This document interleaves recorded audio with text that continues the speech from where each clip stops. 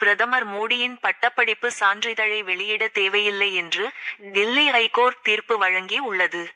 பிரதமர் மோடியின் பட்டப்படிப்பு விவரங்களை வெளியிட 2016ஆம் ஆண்டில் தகவல் ஆணையம் உத்தரவு பிறப்பித்திருந்தது. ஆனால் தகவல் அறியும் மனு அரசியல் ரீதியாக உள்நோக்கம் கொண்டது என்று வாதிட்டு தகவல் குழுவின் உத்தரவு ரத்து செய்யப்பட வேண்டியதே என்று பல்கலைக்கழகம் கூறியிருந்தது. பதிவுகளை ஆய்வு செய்ய அனுமதிக்குமாறு மத்திய தகவல் ஆணையம் பிறப்பித்த உத்தரவை எதிர்த்து தில்லி பல்கலை மேல்முறையீடு செய்திருந்தது. இந்த மனு மீதான தீர்ப்பை பிப்ரவரி 28 அன்று உயர்நீதிமன்ற நீதிபதி சச்சின் தத்தா ஒத்திவைத்தார். இந்த வழக்கு 8 ஆண்டுகளாக வழக்கு நடந்து வந்த நிலையில் இன்று தீர்ப்பு வழங்கப்பட்டது.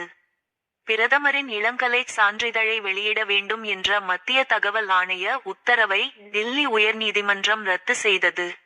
பல்கலை சார்பில் வாதிட்ட சொலிசிட்டர் ஜெனரல் துஷார் மேத்தா தகவல் ஆணைய உத்தரவு ரத்து செய்யப்பட வேண்டியதே என்றும் தகவல் அறியும் உரிமை விண்ணப்பம் அரசியல் ரீதியாக உள்நோக்கம் கொண்டது என்றும் வாதிட்டார். மாணவர்களின் பட்டங்கள் மற்றும் மதிப்பெண் பட்டியல் ஆகியவை தனிப்பட்ட நபருடையவை.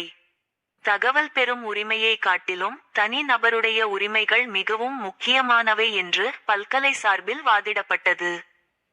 இதனைத் தொடர்ந்து பிரதமர் மோடியின் பட்டப்படிப்பு சான்றிதழை வெளியிட தேவையில்லை என்று தில்லி ஐகோர்ட் தீர்ப்பு வழங்கி உள்ளது.